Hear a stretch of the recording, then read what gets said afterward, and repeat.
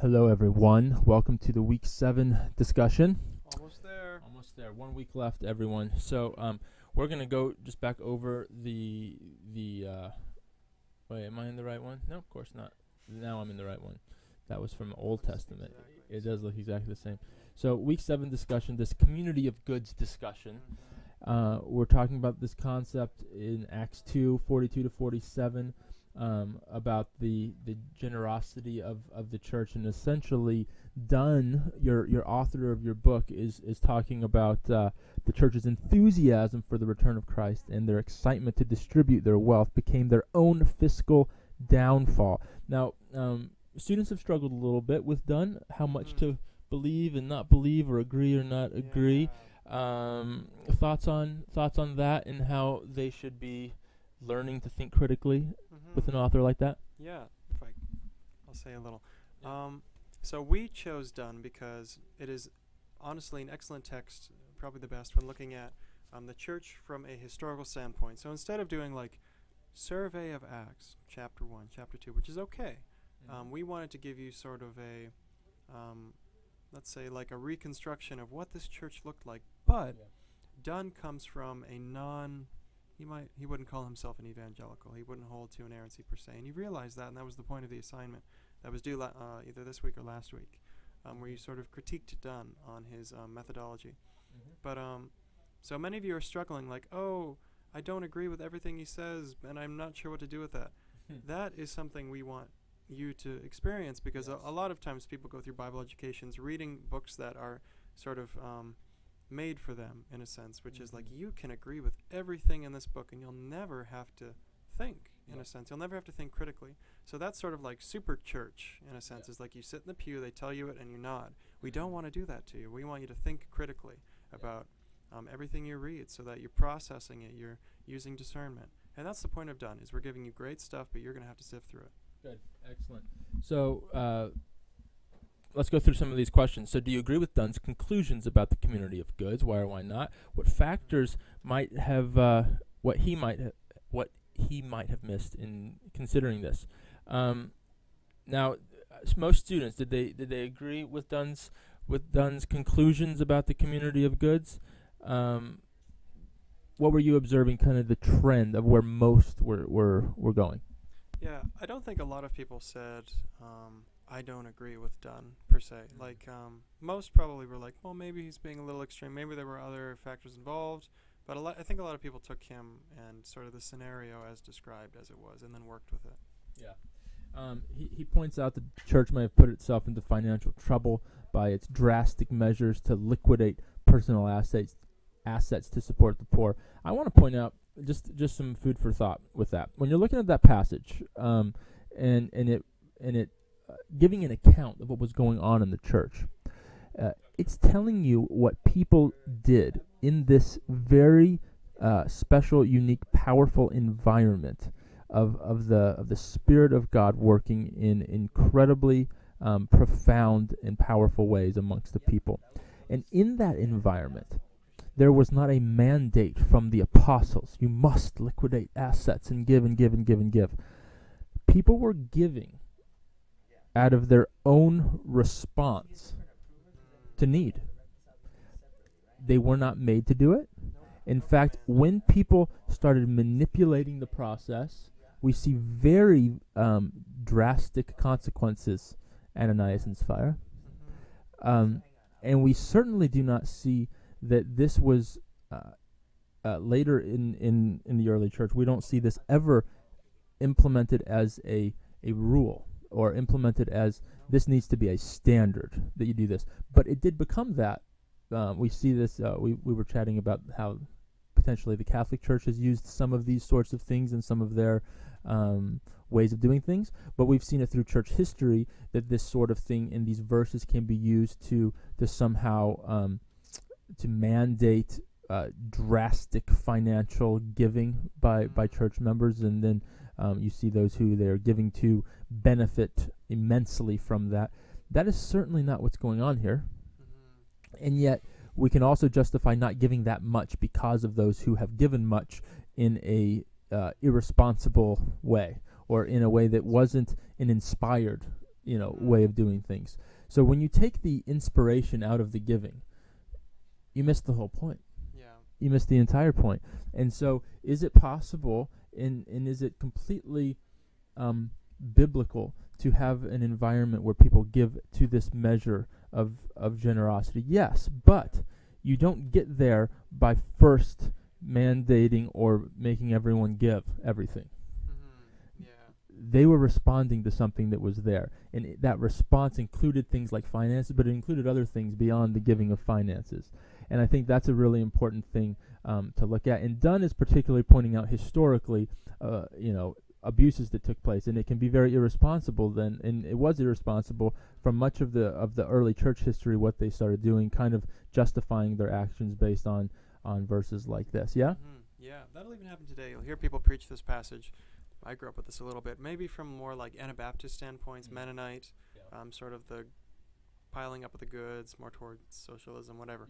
We're not like trying to push a political thing here, but I think like some people will come up and say like this is what the church should do. Let's go back to the early church because they had it all together, like the Corinthians and people who had Galatians written to them. Right. Yeah, they had it together. And what people are really doing when they say that is that if we start from what they did, rather than seeing what they did in response to what they had. Yeah. So we have what they have. We just see how they responded. Yes. Which is exciting. We can model stuff. And that's a totally different perspective. What they did with their giving was a response to the presence of God in their midst. We cannot draw the presence of God into our midst by replicating their actions. No. Yeah. That's not the point here. But at the same point, you don't want to downplay a heart of generosity and of giving. And of course, all Christians should have it in their DNA to be a giving and generous people. But we don't look at what was going on here and looking at their response and saying, well, that now needs to be our starting point for getting the presence or the activity of God in a place. Okay? So that's just throwing that out. Most of you guys, I think, to a degree got that. Yeah, I think most people found a midpoint there. Yes, very good. Now, let's see. I think I kind of covered that second one. Examine Romans 15 and possibly Acts 11:29. Consider whether or not there is any correlation to the Acts 2 passage. How are students doing with that, you think? I think most people had like a... So it's sort of, are we drawing those two passages which talk about maybe... I think one is more sure than the other, the Romans one, I think, about the eventual like poverty of that church. Yeah. But you don't necessarily have to draw it back to that sort of factor, but I think a lot of you sort of got that and were like, yeah, okay. Yeah. Now, this whole thing of like, should Christians give to the point of great risk? Just believing that God is going to provide. I would say, yeah, you should give to the point of great risk, believing that God will provide. What does that look like? It looks like however the Spirit of God leads. If He's not leading, and you're just again going back to this, trying to replicate something out of a model from Acts 2, then you're getting into dangerous territory. Give an example. The wonderful couple that planted the church that I am a part of and on the eldership team of here in Chicago. They were from this little podunk town in South Africa.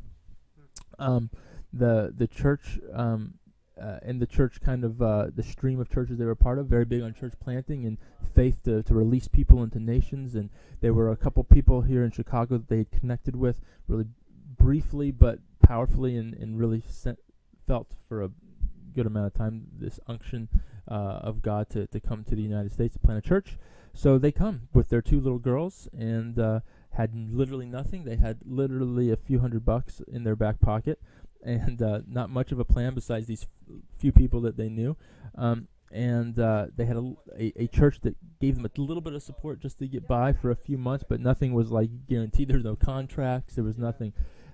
That is great risk. That is great risk. And we just celebrated our church's 10-year anniversary. They've bought a house in the city of Chicago. They're doing wonderfully, flourishing, and are still here. And it's a beautiful story.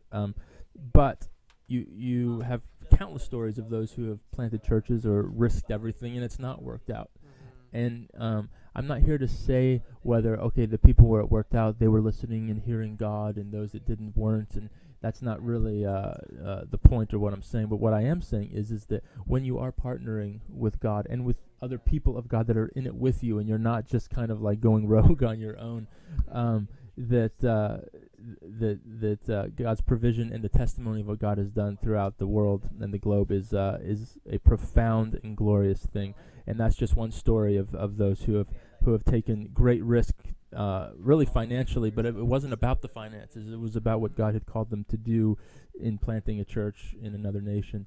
And that will oftentimes have financial ramifications. And so that's just to give kind of an example.